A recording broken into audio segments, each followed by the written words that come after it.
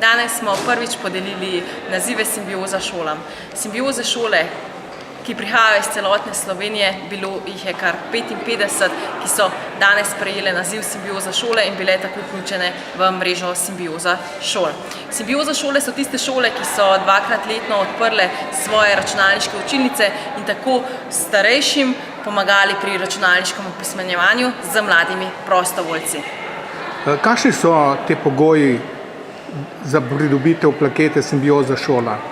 Pogoji za pridobitev plakete Simbioza šola so pravzaprav takšni, da šola odpre dvakrat letno računalniško učilnico, s tem poveže svoje lokalno okolje, torej privablja tako starejše kot mlade prostovoljce in da izvedejo seveda celotni tedenski kurikulum Simbioza, kjer se seveda starejši učijo čisto od osnov, torej kako pravzaprav sploh prižgati računalnik, kaj računalnik sploh je, do pošiljanja elektronske pošte, ostajamo v stiku preko Facebooka in brskanja po internetni strani. Katere šole so bile? So to samo osnovne šole, so tudi druge?